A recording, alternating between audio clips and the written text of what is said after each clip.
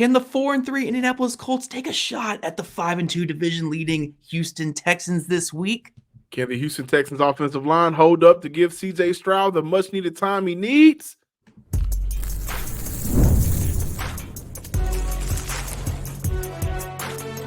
You are Locked On NFL Crossover, part of the Locked On Podcast Network. Your team every day.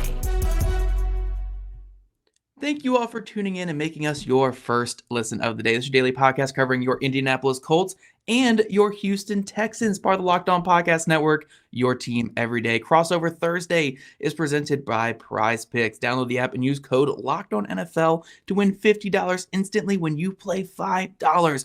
Hello, everyone. I am Zach Hicks, your favorite co-host of Locked On Colts, and I'm joined today, obviously, by John Hickman over there at Locked On Texans. We're here talking about a pretty big divisional matchup here in Week 8. I mean, this one's for the division lead halfway through the season between two teams where, I don't know about you, John, but I expected it to be around, these two teams be competing for the division title at this point. I mean, I expect it. I don't know about you, John, but it's going to be a really fun matchup here between the Colts and the Texans. Colts get their chance for revenge after a Week 1 loss at home, get to head to Houston, the place that T.Y. Hilton built, and get a chance to beat. Okay, let's not do that. Let's start off. We are only a minute and 30 seconds into the show. Let's not do it.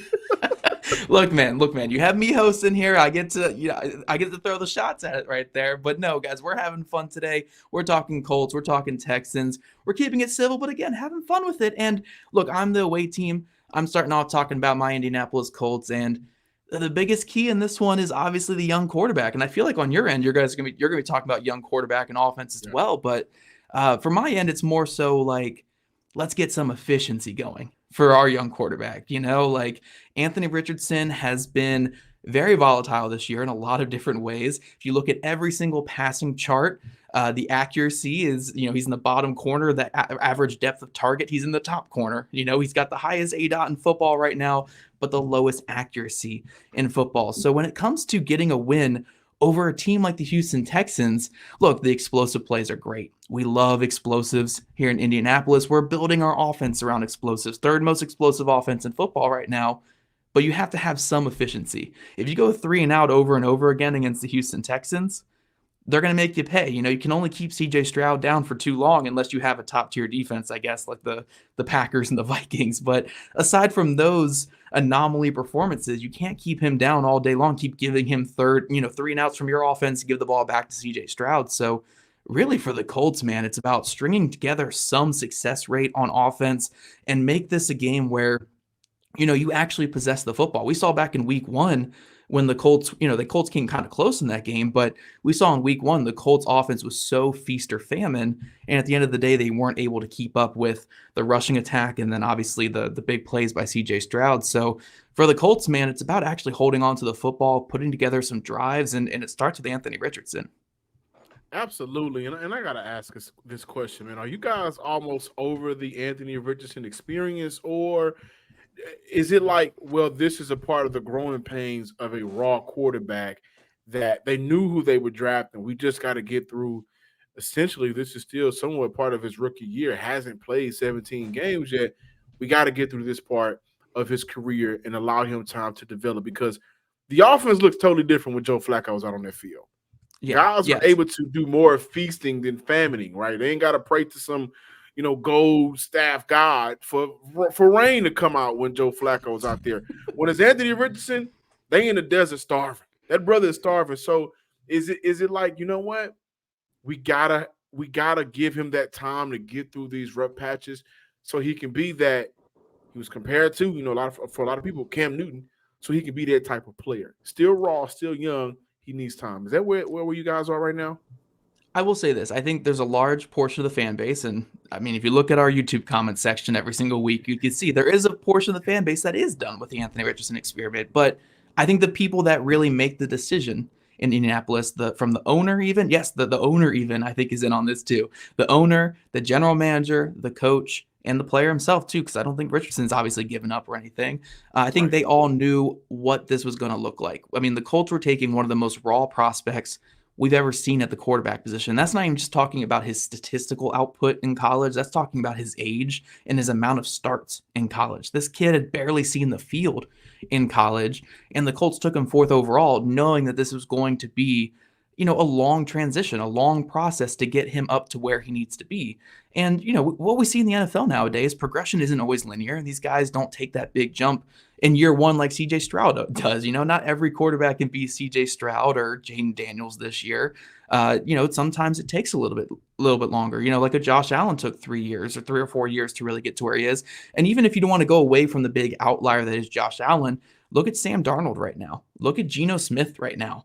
These guys took a long time to get to the point where they are signal callers for NFL franchises that are playing winning football. So hopefully it doesn't take that long for Anthony Richardson, but I think the Colts understood when they were starting him last year at 21 years old after 12 college starts, 15 college starts, whatever it was, that this was going to be a long process with this kid. And it was not always going to be pretty. He's in a really rough 3-game stretch right now. I mean, if you exclude that Steelers start where he had a couple good throws, his last 3 starts have not been very good. And that's way rougher than anything we saw, obviously, in week 1 against Houston and last season in any of his starts. So you got to hope that this is not the trend. This is something he can work his way out of. Only 9 starts in his NFL career, though. I really think this kid can turn it around, and the Colts are banking on that. So, sure, there are some people that are certainly willing to be done with the experiment, but you don't take a kid that young with that few amount of starts if you're not willing to ride it out. And I think Anthony Richardson is going to be the starting quarterback for the Colts until at least the end of this season and probably till the end of next season at the very earliest. Now, the Texans do have a banged-up secondary right now. We are hoping to get Kamari Lassiter back Sunday, but we definitely don't need to see D'Angelo Ross taking a lot of snaps out there against the Indianapolis Colts, who is a defense, an offense, that they don't necessarily, especially with Anthony Richardson, they don't eat in between, 10 yards. When you get to those bombs down the field, right, even dating back to week 1, the scores came from 3 big plays that ended up being down the field plays. And so we're kind of hurting on the secondary here in Houston, but that receiving core, some of those guys have had some drops. Alec Pierce have really matured and become a down the field weapon for that offense. What should Texans fans know about this group that they may have not known going into week 1? And is there a difference in terms of like who's the top dog right now? Yeah, so I will say with the Colts receiving group, they are very banged up right now. Very banged up. Like all of them are working through injuries. They are all likely to play this week. Michael Pittman Jr. had that weird IR thing where the beat reporters were saying he was going to go on IR, and then the next day he was like, no, I'm going to play through this. Like, that's the kind of guy he is. So he's playing through it. Josh Downs is dealing with a toe injury that he's playing through, but that's really the biggest difference right there is that guy right there, Josh Downs. Was not featured in that first game. Yeah, he was not in that first game. He was out the first 2 weeks of this season. And the Colts offense, I mean, especially in those first 2 games, was bombs away. It was only throwing the ball deep because they didn't have their short pass catcher. Now, Downs with Richardson, they haven't really hooked up too much this season. It really hasn't been the greatest connection between those 2 players. But I believe if the Colts are going to figure out this short game efficiency, it's going to be with Josh Downs. Josh Downs had great starts with Joe Flacco this season. I do think eventually Richardson and Downs are going to hook up. So really, like, this Colts wide receiver room is very similar to what you guys saw in week 1. Alec Pierce, bombs away, deep threat, one of the best vertical threats in football. A.D. Mitchell will kill you with a couple double moves here and there, so be careful, especially with your guys' secondary that loves to jump routes and attack underneath. And Michael Pittman Jr. is just the gamer that balls out in the intermediate game. But Josh Downs, I think, will be the big difference maker with him healthy out there and just being that short yardage guy. It's really just on the Colts and Richardson to get him the ball in that area of the field. Yeah. When we come back, we have to talk about the Texans offensive line. I mean, that's been the story for us for the last several weeks. Can't communicate, can't pick up blitzes, can't control stunts, can't give CJ Stroud the time that he needs. And so I think that's a perfect storyline for the Texans going up against I still think respectable pass rushers in Indy, that we got to make sure that they are communicating and giving CJ that time. So can't wait to talk about that more on this episode of the Locked On Texans and Locked On Colts crossover.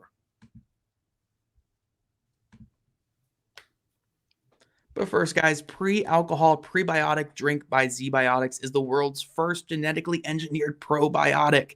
It was invented by PhD scientists to tackle rough mornings after drinking. Here's how it works. When you drink, alcohol gets converted into a toxic byproduct in the gut.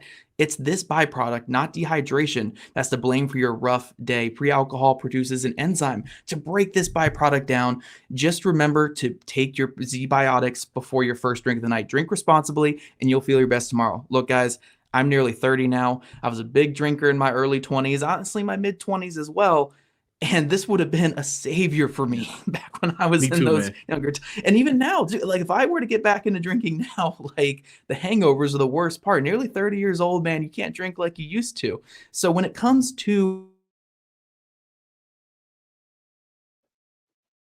make pre-alcohol your first drink of the night. Step 2, drink responsibly, pace yourself, hydrate, and get a good night's sleep. And step 3, enjoy tomorrow. Wake up feeling refreshed and ready to take on the day. Go to zbiotics.com/lockedonnfl to learn more and get 15% off your first order when you use Locked On NFL at checkout. Zbiotics is backed with a 100% money back guarantee. So if you're unsatisfied for any reason, they'll refund your money, no questions asked. Remember to head to zbiotics.com/lockedonnfl and use code lockedonnfl at checkout for 15% off.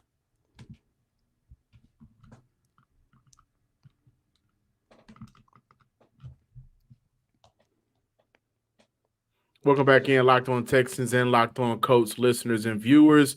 John, some sports guy Hickman here, holding it down with Zach Hicks for the Locked On Colts. The Texans' offensive line has been abysmal. There's no way around it.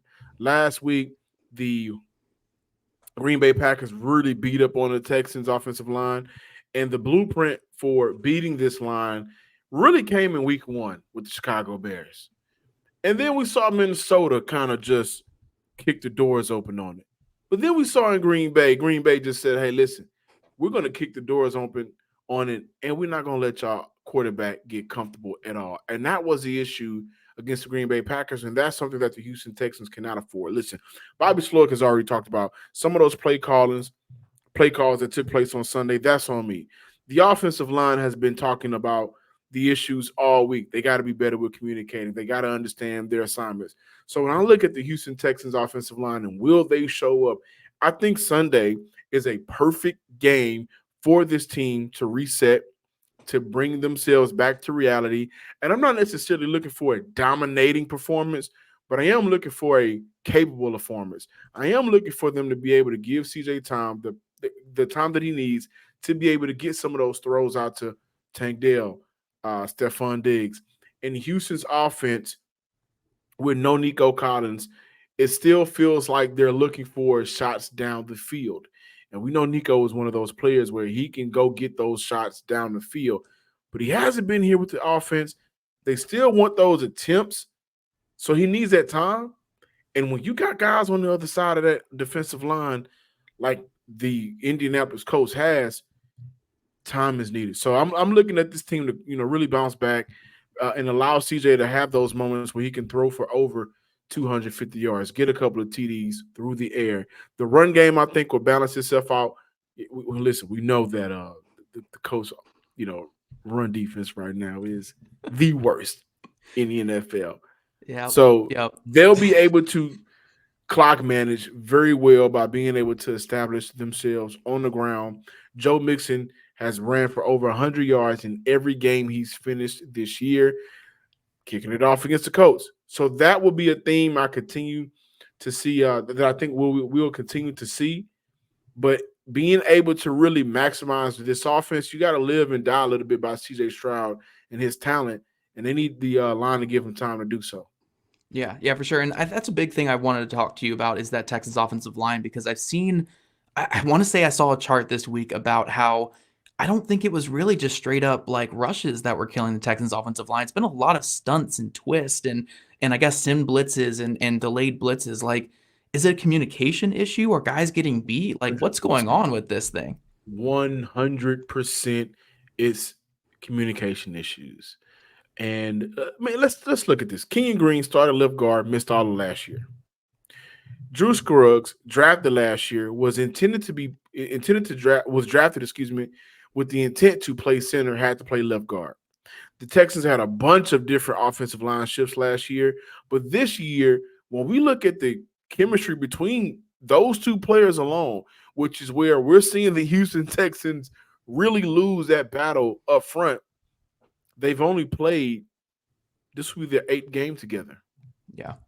Right? And yeah, they went through the offseason program, and I think Kenyon Green's best game this year was against the Colts. And so, but I do remember that game, the Colts didn't throw a lot at him. It was kind of win your rep one-on-one.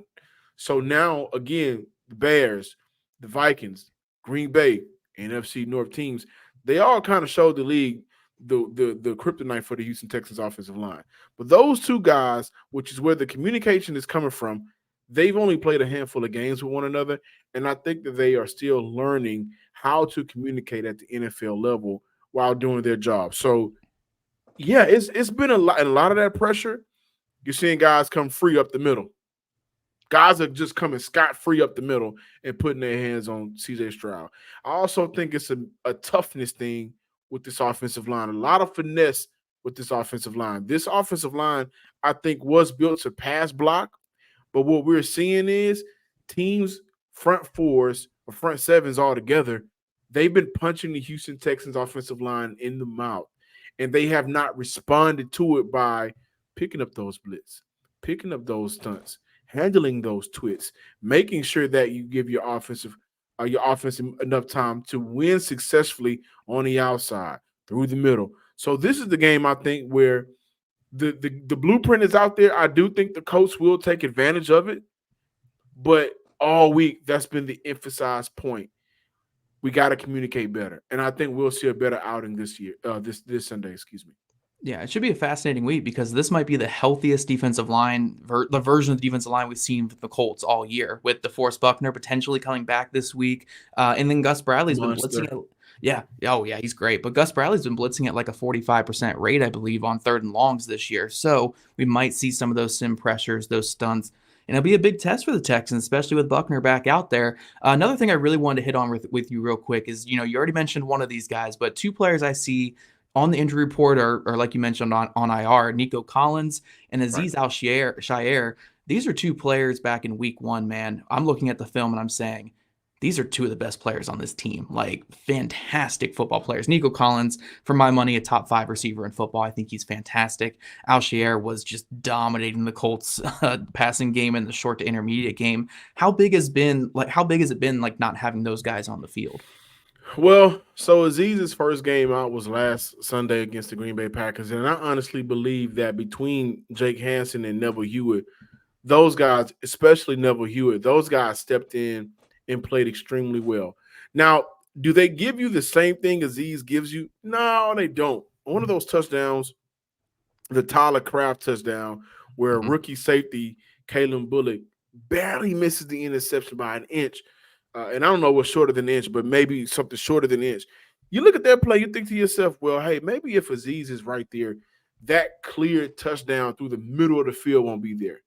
Or if Henry To'oTo'o, who's out there, who has played very well for the Houston Texans, on the fake screen swing pass that Josh Jacobs scored on, if that was Azeez, maybe the discipline and understanding how to attack that play would be there. If Azeez is out there, and maybe that's not a touchdown.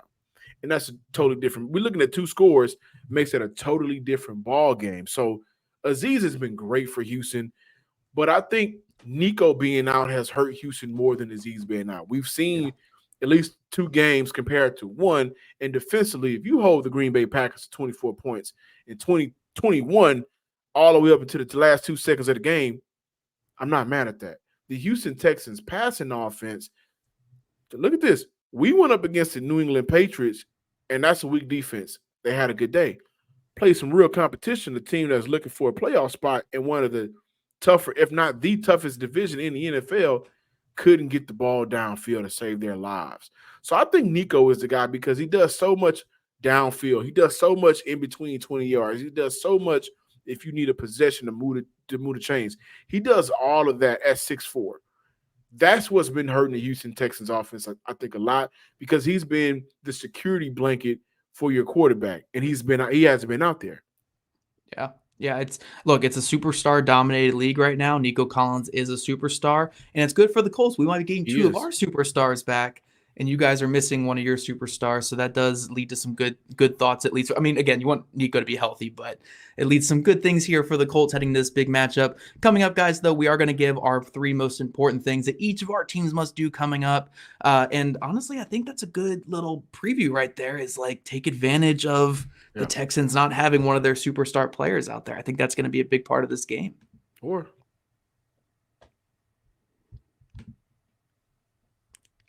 But first, NFL fans, you can spark the season with a big return on FanDuel, America's #1 sportsbook. So when you get a hunch in the middle of the game, you can check out the latest stats, view live play-by-play, and so much more on the same page where you place your bet. You'll get started with $200 in bonus bets guaranteed when you place your first $5 bet. The Texans are 5.5-point favorites.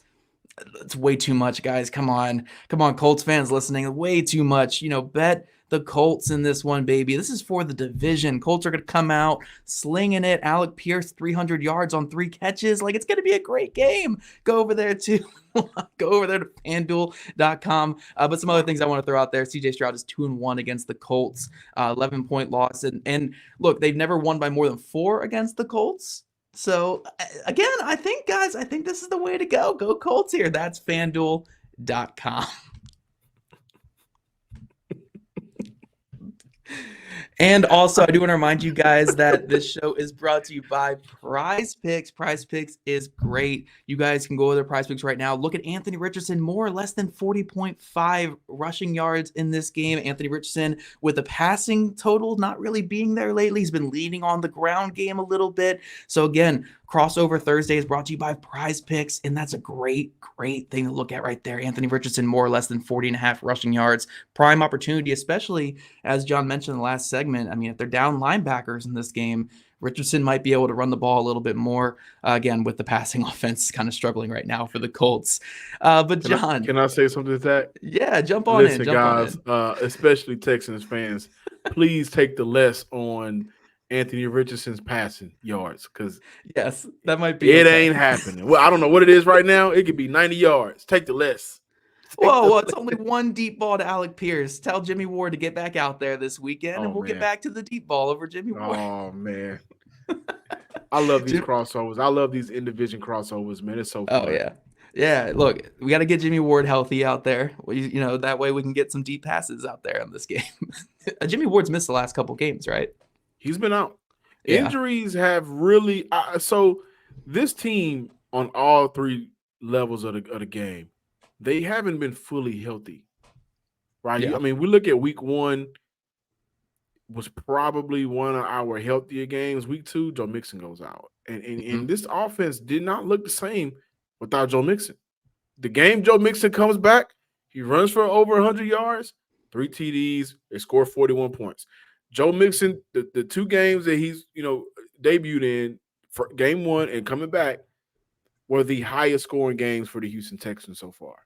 Yeah. So he makes a hell of a lot of difference. Jimmy Ward being out there forces guys that may be good football players. Like, I've become a fan of Eric Murray, and that's crazy because I used to talk about Eric Murray all the time. But the fact is, he should be playing within a role. And when he's out there more than what he's supposed to be, bad things happen. Yeah. So we got to get guys healthy. Definitely. And we're going to talk about what our teams need to do to win this game. 3 things for each of our teams here.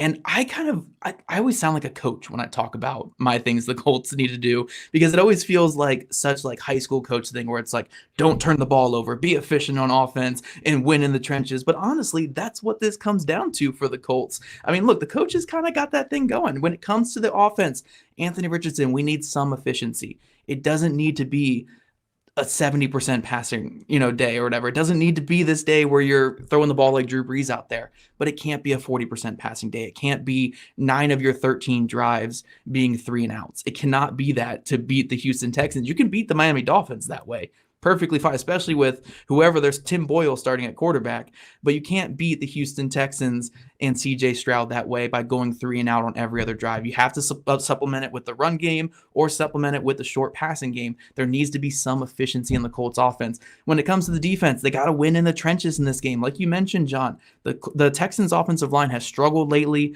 The Colts are coming to this game with like the most healthy defensive line they've had all year. Leatu Latu is healthy. Dio Dangbo is healthy. DeForest Buckner could be back. Kwity Paye is healthy. These are guys that can fire off the ball, attack. Grover Stewart can take advantage of some of those issues up there as well with his strength. Like, this is a game you really have to win the trenches. And then at the end of the day, win the turnover battle, baby. Like, that is, I know we all talk about it. It's the most important thing for every team. But when you're going against a better team like the Houston Texans, who have this really good young quarterback in CJ Stroud, and you're, again, kind of the underdog, you can't turn the ball over. You know, you have to take advantage of the couple that you can get, or if you can get a couple. And if you turn the ball over and give Stroud short field, you're not going to win the football game. So it's as simple as that. Don't turn the ball over on offense and then take the ball away on defense. Very simplistic things there, but something the Colts need to do to win this game. My number one, and I'm going to go through 3, but my number one key to victory, give CJ time to throw the ball. Right. I have no doubt this team will be able to run over the Colts. Everybody has been able to run over the Colts. I mean, that has been a thing. You could be averaging 60 yards on the ground, but if you play the Colts this year, they're going to allow you to rush for over 100. Except for that Bears game. Hey, we did good against the Bears. So what was the Bears total? I think DeAndre Swift had like 4 yards rushing on like 15 carries. It was great. It was terrible. But besides that, you're making a perfectly valid point there, John. It's a thing. But for the Texans offense, it really does come down to getting the totality of what this offense can look like. And I've been very critical of this offense and play calling because I feel like even with Nico Collins going down, who is still top 5 of receiving yards after missing 2 games, you got Stephon Diggs, you got Tank Dell, you have Xavier Hutchinson and John Mechie. You're using some of these receivers more as blockers than you're using them to run routes. That's incredibly insane. But the fact remains is, hey, listen, block, give CJ time, and spread that offense out. Allow him to pick his poison. But it all starts up front. So I agree. Very high schoolish. It starts in the trenches. And getting DeForest Buckner back for you guys, I think is big for the Colts. But that's also a big challenge for the Texans front 5. Give them time, protect well, handle what you're supposed to do, communicate, do your job, and give CJ time in the pocket. Number 2, run the ball. Don't make it hard. Don't overthink it. It's 2nd and 6, run the ball. 3rd and 1, run the ball. Run the ball. The opportunities will be there. But I also think when you're playing a quarterback like Anthony Richardson, do your job. And I say that because for you edge guys, you cannot lose outside containment. He'll take advantage of that. For our banged up secondary, the opportunities will come for you to create those turnovers. And I'm not even being funny at this point. He'll give you turnovers. Be where you're supposed to be. Stick to your assignment.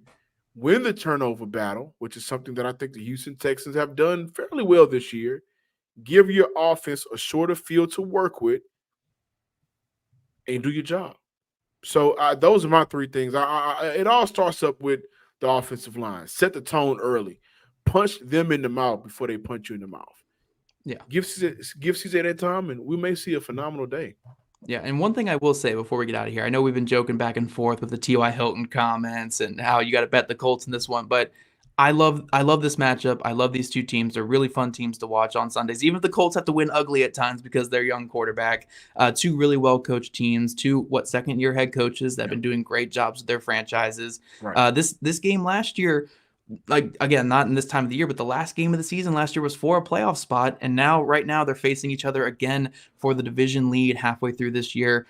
These are 2 teams that have been at each other's throats the last couple seasons. And I think it'll be a tight game. I mean, outside of week 2 last year, these have been 1-score games, like a lot recently, even with the disparaging quarterback play, with CJ Stroud being really good. The Texans have not swept the Colts since 2016. There you go. So that should be nearly 10 years later. They should sweep the Colts this year. But and again, guys, it'll be exciting.